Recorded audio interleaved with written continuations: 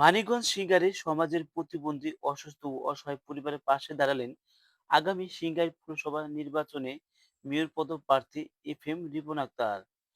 আজ 2 আগস্ট রোজ রবিবার বিকাল 5টার দিকে সিংগাইর পুরসভার 1, 2, 3 নং ওয়ার্ডে 8টি পরিবারকে আর্থিক সহযোগিতা করেন তিনি। সে সময় তিনি বলেন, আমি এম এ সাত্তার খানের কাছ থেকে টাকা পয়সা এনে এই পরিবারগুলোকে সহযোগিতা করেছি। তবে পৌরসভার এমন পরিবারগুলোকে মানিকগঞ্জ 2 আসনের সংসদ সদস্য ইঞ্জিনিয়ার মইনুল ইসলাম খানও সহযোগিতা করবেন। তিনি আমাকে তালিকা দিতে বলেছেন।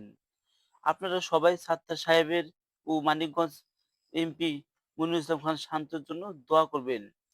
তিনি আরো বলেন, আমি যেখান থেকে টাকা পয়সা আনি না কেন, আমি এভাবেই আপনাদের পাশে দাঁড়াবো। সবাই আমার জন্যও দোয়া করবেন।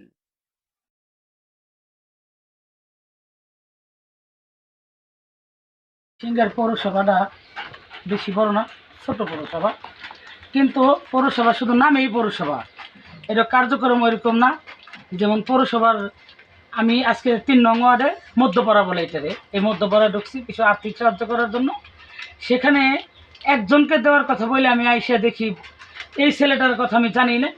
এই রাহিনুর বলছে যে আমাদের এখানে আর একটা ভাবি, একটা ছেলে একবার ইয়াং, এই ছেলেটা আজকে 4-5 বছর ধরে ও প্রতিবন্ধীর মতো এরকম ওর প্যারালাইসিস হয়েছে, কিন্তু ওর আর্থিক চিকিৎসা করানোর জন্য ওর খরচপাতি করতে ওর ফ্যামিলির কষ্ট হইতেছে।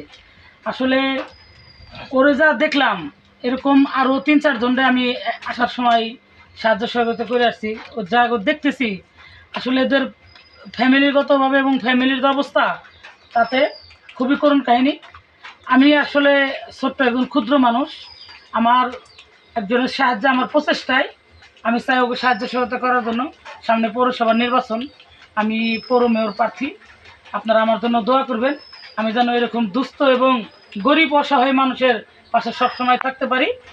আমার দিতে আর্থিক সাহায্য করে যেখান থেকে আনি, আমি আইনে যেন এই মানুষগুলোর চিকিৎসা করাইতে পারি।